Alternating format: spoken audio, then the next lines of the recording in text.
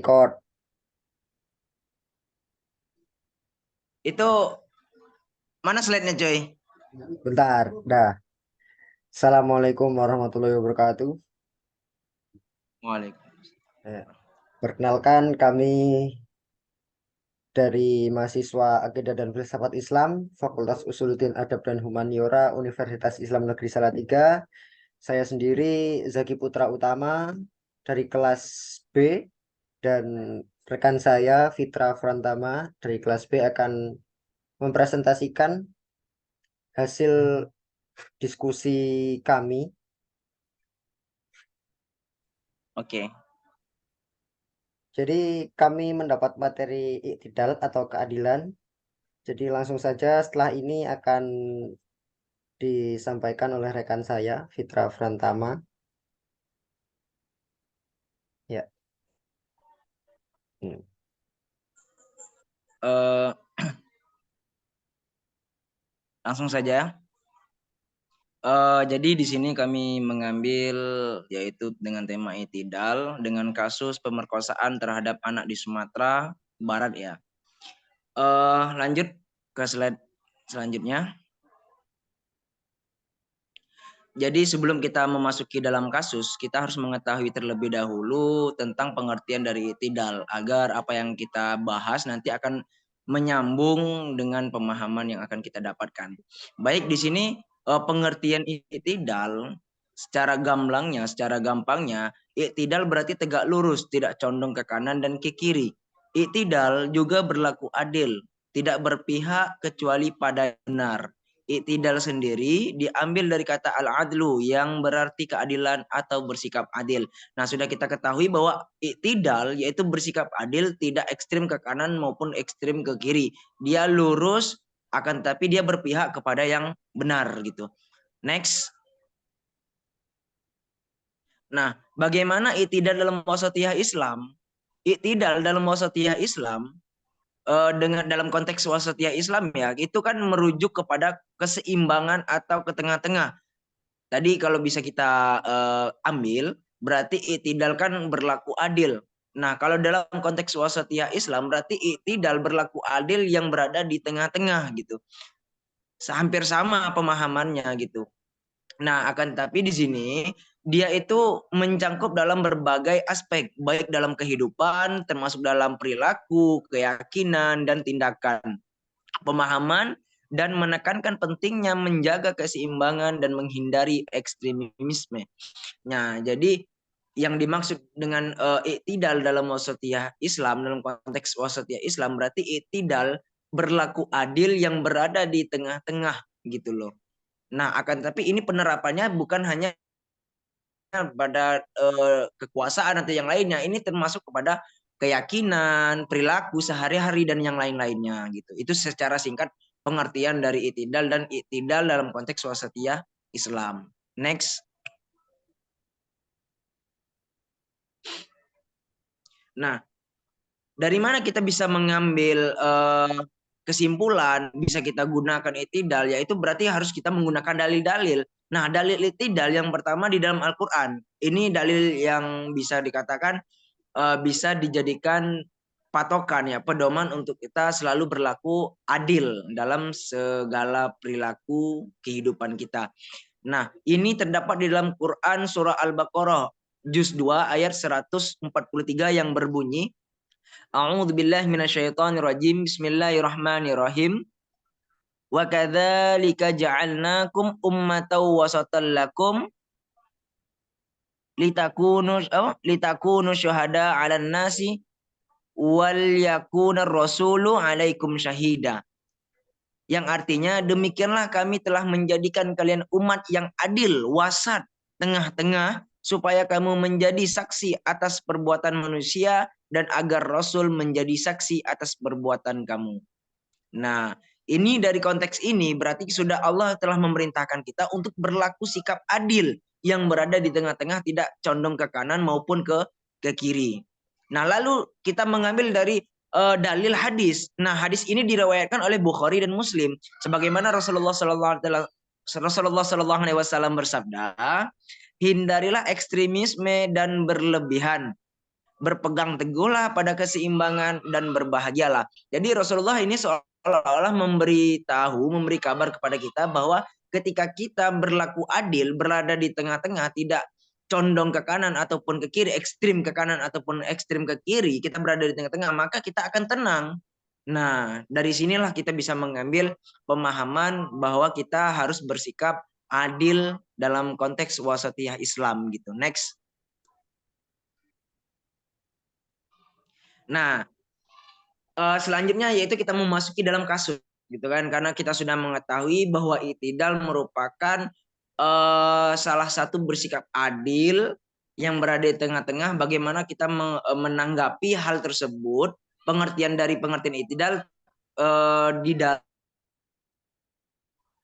kasus yang kita angkat kali ini, yaitu pemerkosaan anak di Sumatera Barat gitu. Nah, jadi kronologi masalahnya di sini kita bisa dibaca sendiri ya, bisa dibaca sendiri. Kan kronologinya berat di sini yaitu dulu ketika ada beberapa itu kan, ini ibunya itu kan tidak mendapatkan hak asuh ya, tidak mendapatkan hak asuh, akan tetapi anaknya itu dibawa oleh mantan suaminya, dibawa oleh mantan suaminya ke rumah ibunya gitu. Nah, ketika dibawa ke sana, anaknya ini ada dalam jangka 1 mingguan ya, 1 mingguan, anaknya ini disuruh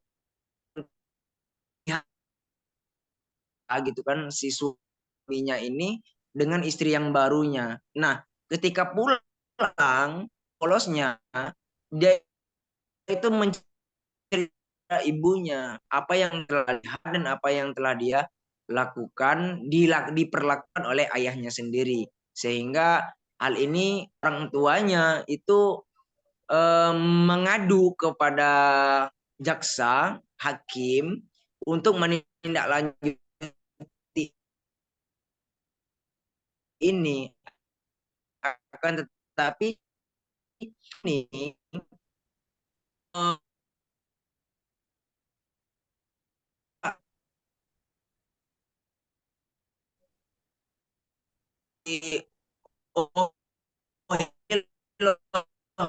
yang dia hukuman inginkan meminta berapa ujian dan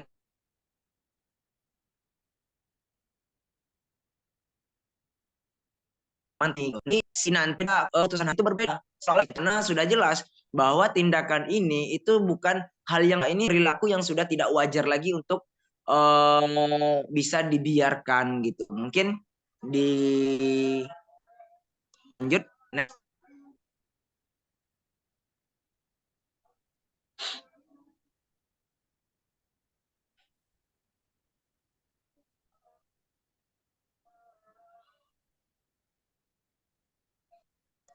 Nah, dengan berbagai dinamika yang telah ada selama dia mengadukan kepada jaksa ya,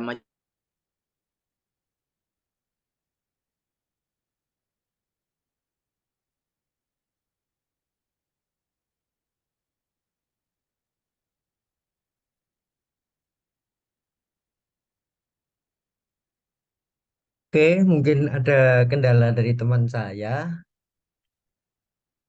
umum.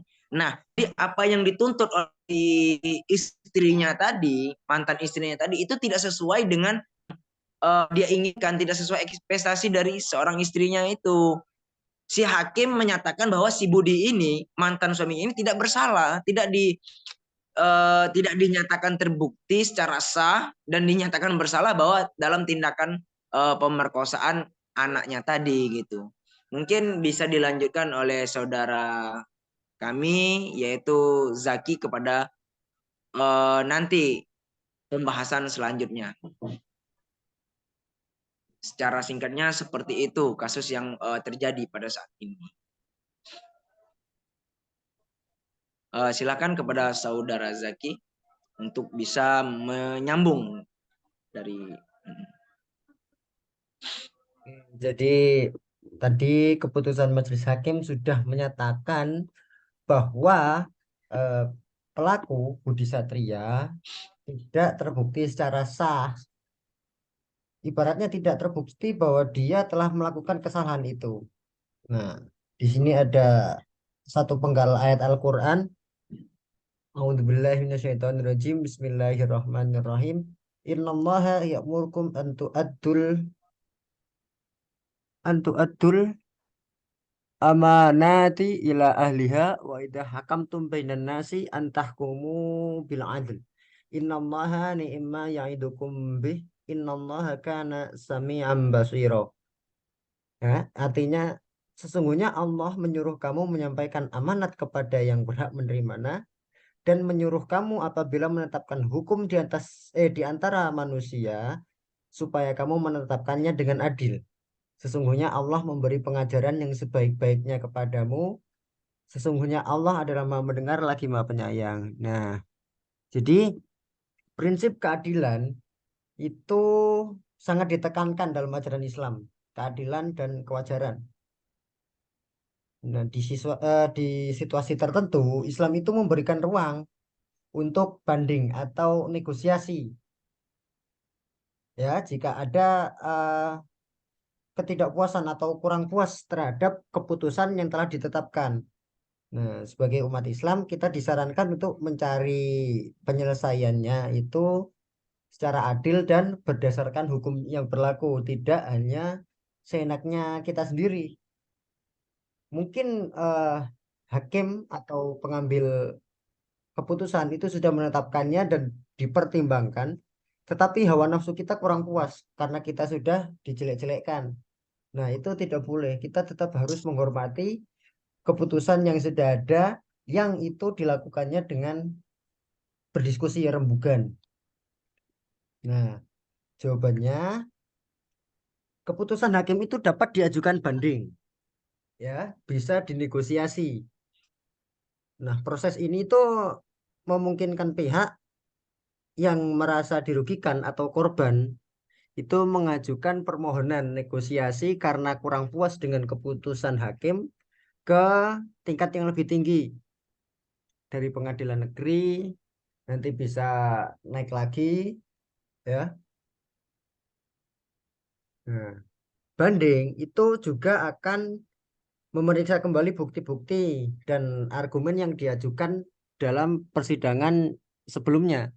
Jadi tidak semata-mata hakim yang setingkat di atasnya itu langsung memutuskan sendiri, tidak.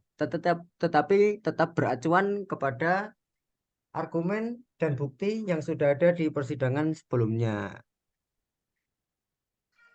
Nah, namun mekanisme banding itu juga dirancang untuk memberikan peluang atau mengoreksi kesalahan ataupun ketidakadilan yang mungkin saja terjadi selama persidangan sebelumnya. Nah, kesimpulannya, dalam konteks iktidal itu ada 5 poin. Yang pertama, hukuman yang adil. Ya. Hukuman yang diberikan kepada pelaku atas kejahatannya itu tetap berprinsip pada keadilan dan juga sebanding dengan tingkat kejahatan yang sudah dilakukan. Jadi tidak semata-mata menetapkan hukum sendiri. Nah, yang kedua, perlindungan terhadap korban.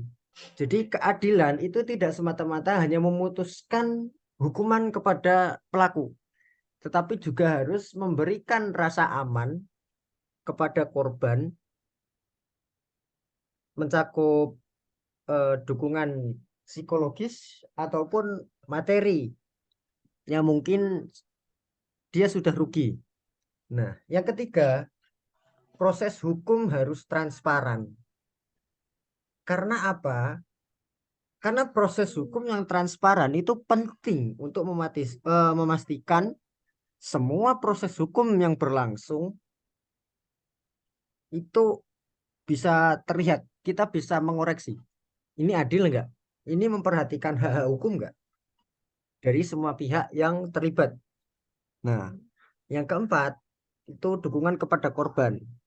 Jadi, prinsip keadilan juga harus memberikan perhatian khusus terhadap kesejahteraan secara psikologis ataupun material kepada korban. Nah, yang kelima, itu pencegahan kejahatan. Nah, kesimpulannya juga dapat mencakup upaya pencegahan atas kasus serupa tidak terulang kepada orang lain, agar tidak ada orang yang menjadi korban lagi. Karena tidak memungkinkan juga bagi pelaku setelah mendapat hukuman akan mengulanginya lagi. Mungkin cukup itu. Terima kasih atas perhatiannya sudah menonton sampai selesai. Lalu ada closing statement yang kami ambil dari tokoh pejuang keadilan, yaitu Wiji Tukul. Jangan kau penjarakan ucapanmu jika engkau menghamba kepada ketakutan. Maka engkau akan memperpanjang barisan perbudakan. Seperti itu saja. Cukup itu dari kami. Oke, siap. Terima Cukup kasih. itu dari kami. Semoga bermanfaat. Jika ada salah, saya sendiri, Sekian Zaki kami Putra ucap. Utama, dan rekan saya. Wassalamualaikum. Saya Wassalamualaikum juga warahmatullahi Fitra Prantama, bila terdapat tutur yang tidak teratur dan tingkah yang tidak terarah. Wassalamualaikum warahmatullahi wabarakatuh. wabarakatuh. Wabarakatuh.